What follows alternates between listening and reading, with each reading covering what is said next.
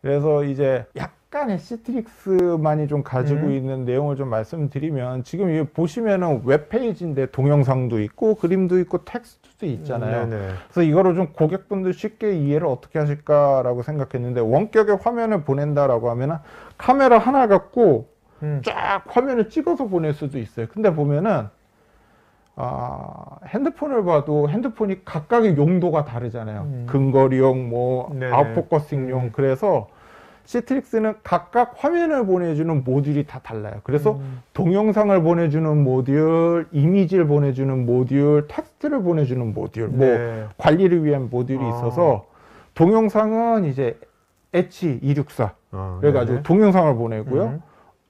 이미지를 사람 눈에는 아주 깨끗하게 보이지만 필요한 경우에 깎아서 보내줘. 마치 MP3처럼. 네네. 그리고 텍스트도 동일하게 텍스트를 정밀하게 표현하는데 좀 이 깎아서 보이지 않게. 그래서 원격에서 본다 하더라도 최대한 PC하고 가깝게, PC처럼 볼 수 있는 이 각각의 이 나눠지는 단계들이 있고요. 제가 이걸 고객한테 보여드리면서 깨끗하게, 맑게, 자신있게, 뭐 이거 예전에 CF 문구 기억나시죠? 네. 예, 이렇게 말씀을 드리는데, 이게 로컬 PC가 있고 다른 이제 원격 전송 프로토콜이 있으면은 보면은 약간의 이렇게 보시면 차이가 있습니다. 그래서 뭐 텍스트가 있고 뭐 색깔이 있으면은 이렇게 좀 그렇네요. 뭉개진다든지 이런 것들이 있는데, 이게 앞에서 말씀드린 세 가지 모듈을 조합하면서 명확하게 보실 수 있도록 저희가 표현을 하고 있고요. 이 이야기를 드리는 이유 중에 하나가 전송 프로토콜이 그만큼 중요하다인데, 산만리 밖에서도 쾌적한 사용자 케어 체험이라고 했는데, 해외에서 접속하는 고객분들이 꽤 많은 이 상황이 있었어요. 그렇죠. 그러니까 연구소라든지 아니면은 해외에서 그 해외 지점에서 갑자기 코비드 19 때문에 집에 가서 일을 해야 되는데 사무실에서밖에 일을 할 수가 없었는데, 그럼 집에 가서는 뭘 어떻게 하느냐라고 해서 VDI를 만들어서 뭐 미국, 유럽 뭐 이런 데서 국내 데이터 센터에 있는 클라우드에 접속해서 업무를 보게 하신 거예요. 네. 근데 아시겠지만 이게 TCP/IP 같은 경우는 3핸드 쉐이크라고 해가지고 우리가 이 데이터가 왔다 갔다 할 때 데이터 줄게, 다오, 줬어, 뭐 받았어? 이런 것들을 하잖아요. 근데 이게 레이턴시라고 하잖아요. 그러니까 이 네트워크가 좀 안 좋은 구간에 가게 되면 TCP가 좀 단점입니다. 이런 3핸드 쉐이크를 해야 돼서. 그래서 이럴 경우는 UDP로 넘기면 좋은데요. 화면에서 보시는 것처럼 지금 TCP에서 잘 지금 넘어가고 있죠. 근데 네트워크가 비정상이에요. 지금 네트워크 불량이라고 나타나면 이제 밑에 TCP가 막 흔들리기 시작을 해요. 그러면 저 지금 엄마 찾아 산말인데요. 화면이 뭉개지네요. 예, 화면이 뭉개지죠. 그럴 때는 사람은 인지하지 못하는 상황에서, 사용자는 인지하지 못하는 상황에서 UDP로 바꿔버립니다. 그래서 팩스 막 쏴버리는 거예요. 네. 그래서 아까 TCP가 가질 수 아까 있는 3단계 뭐 이런 거 안 하고 그냥 쏘는구나. 그냥 UDP 쏘는 거죠. 던져버리는구나. 쏘고 이렇게 보이게 되는 거죠. 근데 이 아이씨. 사용자가 항상 그 레이턴시가 나쁜 데만 있지는 않거든요. 그래서 또 좋은 데 갔다 그러면은 또 그때는 또 다시 TCP로 변환을 해서, 사람은, 이 사용자는 모르지만 그냥 화면은 그냥 그대로 실행할 수 있는. 그래서 해외 사용자들이 좀 많이 이런 경우가 있었고, 우리나라에서 대기업 중에 이제 되게 백색 가전에 강한 대기업 같은 경우에 해외 사용자분들이 꽤 많으세요. 이제 그분들은 실제 이 기술을 적용을 해가지고 모바일이나 이런 데서 굉장히 효과를 많이 보셨습니다. 그래서 엄마 찾아 산말리 기술을 좀 저희가 말씀드렸고요. 아까 UC 말씀드렸잖아요. 이제 뭐 팀즈, 줌, 웹엑스, 우선 우리나라에서는 이 세 가지가 아주 기본 트렌드다라고 할 수 있는데, 말씀드렸다시피 얘가 무거워요. 그리고 네트워크도 많이 사용을 하고, 음성 신호 같은 경우는 별도로 UDP로 써야 될 정도로 이 소리가 늦게 들어오면 안 되잖아요. 그러니까 VDI를 사용하다 보면은 이렇게 보면은 밑에 보면 PC가 있고요. VM이에요. 사용자가 이제 PC에 연결된 마이크나 이어폰 그리고 화성 카메라로 뭔가 신호를 보내면은 이게 PC한테 가고 이게 가상 머신한테 가고 이게 가까이 있는 것처럼 보이지만 사실 멀리 있잖아요. 네, 그렇죠. 가상 머신은 또 화상 중계 시스템이라든지 아니면은 상대방한테 다이렉트로 보내거든요. 이게 상당히 부하를 많이 줍니다. 네, 네. 뒤에서 제가 요거는 동영상 같이 보여드릴 건데요.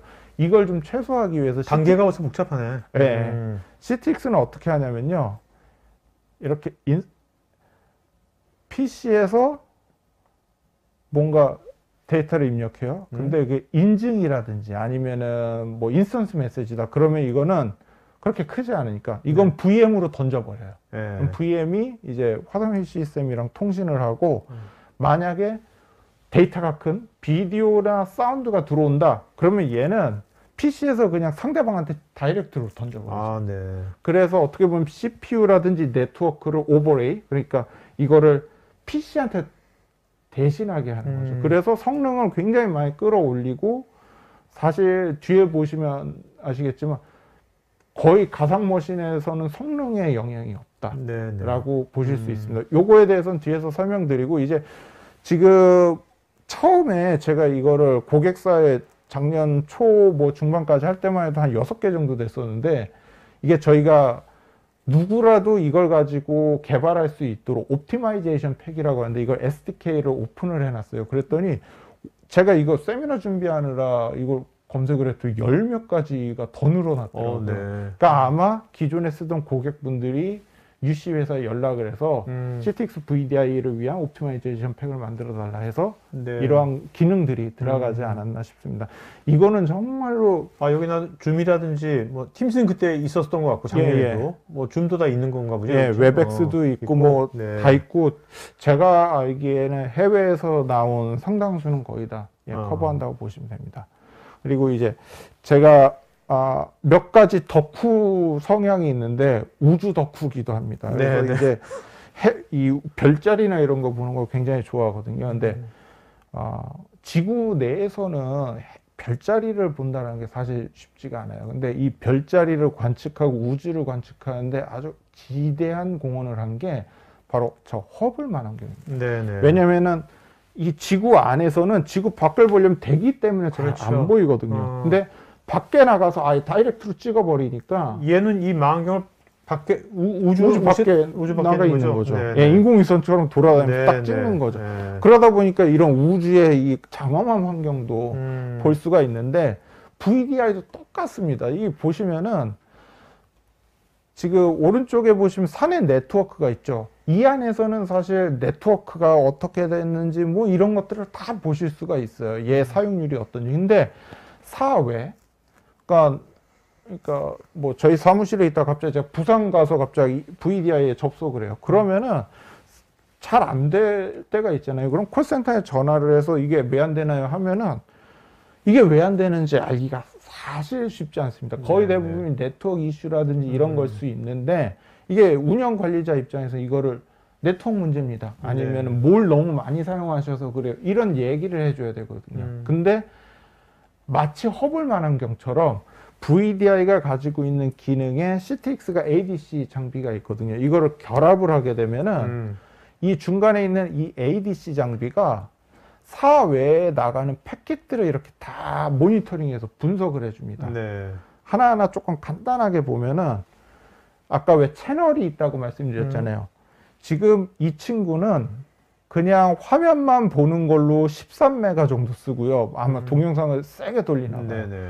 근데 클라이언트 드라이브라고 해서 이제 그 PC에서 VM으로 뭔가 데이터를 보내는 작업을 지금 하고 있고, 클립보드도 지금 사용을 하고 있고요. 이걸로 사용자가 지금 무슨 사용을 하든지 패턴을 알 수가 있는 거죠.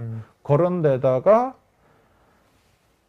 사내, 그러니까 데이터 센터 내에 레이턴시하고 DC 레이턴시라고 하는데, 레이턴시는 제로고 웬 레이턴시가, 그러니까 사외의 레이턴시, 사외 그 ADC하고 저쪽 그 연결 지점하고의 레이턴시가 한 81. 근데 이게 한 150 이상 되게 되면 이 VDI는 문제거든요. 그래서 이런 것까지도 보여주고, 뭐 필요하면은 이렇게 다른 IP나 사용자하고 비교까지 할 수 있는 기능들을 가지고 있고요.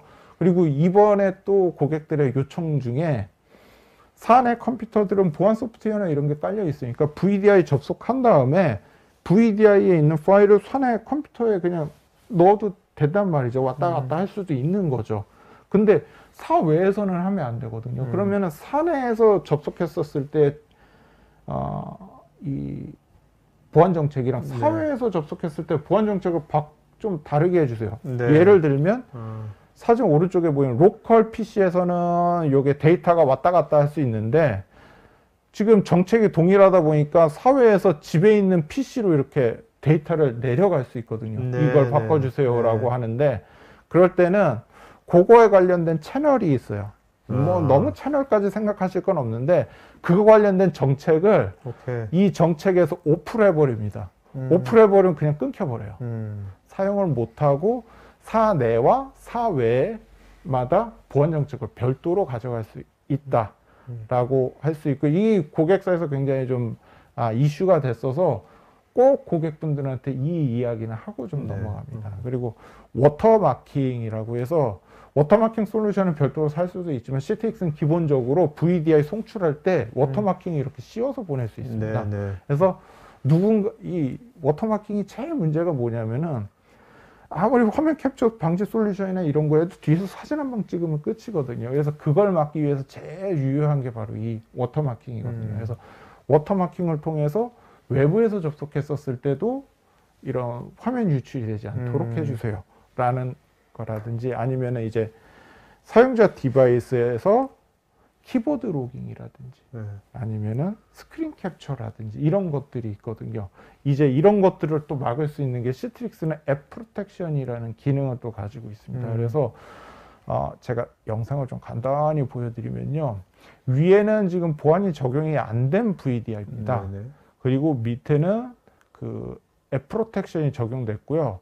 그래서 이렇게 보시면요. 지금 뭔가 여기다 쓰고 있어요. 그럼 밑에는 키 로깅 프로그램이 로컬 PC에서 설치돼서 지금 그대로 로깅을 해요. 네. 그리고 스크린 캡처를 누르면은 보시는 것처럼 스크린 캡처가 됩니다. VDR 띄워놓고 PC에서 뭔가를 할 수 있는 거죠.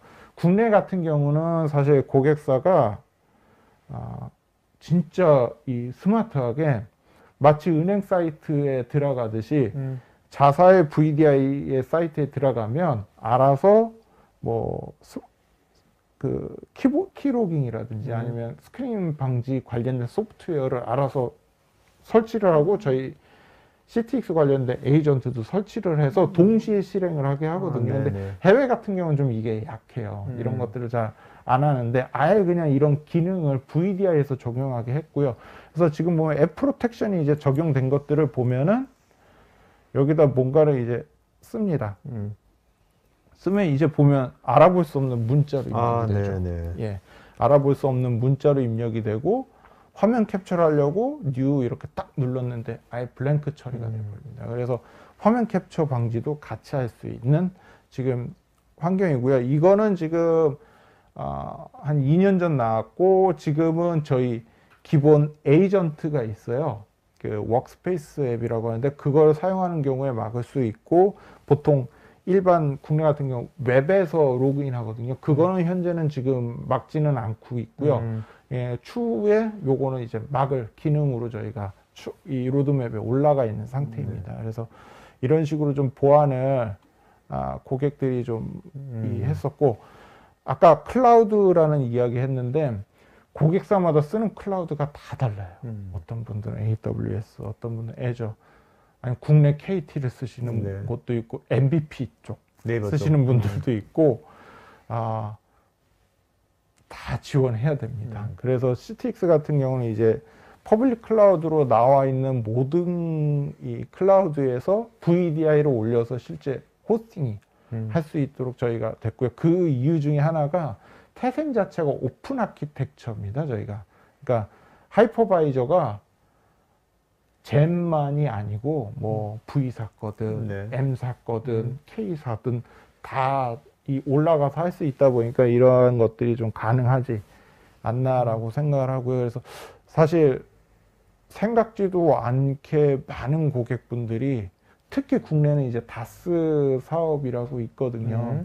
다스로 국내 이제 KT나 이 MVP 같은 데를 이용해서 VDI를 올리려는 시도나 이제 실제 비즈니스가 이루어지고 있는 상황이고요. 클라우드 모델도 저희가 좀 여러 가지로 고객분들한테 제공을 했어요. 그래서 이아스 방식으로 온프라미스에 구성하는 방식을 클라우드에 올려놓고 하거나 아니면은 사스 방식, 아니면 시트릭스가 마이크로소프트랑 손붙잡고 다스 방식으로 네. 예, 아예 VDI를 적용하는 방식도 구현을 했고요. 이 세 가지 중에 뭐 온프라미스 같이 그 클라우드에 올려서 사용하는 게 가장 많았습니다. 근데 이제 천천히 단계를 밟아가면서 이제 넓혀 나가야죠.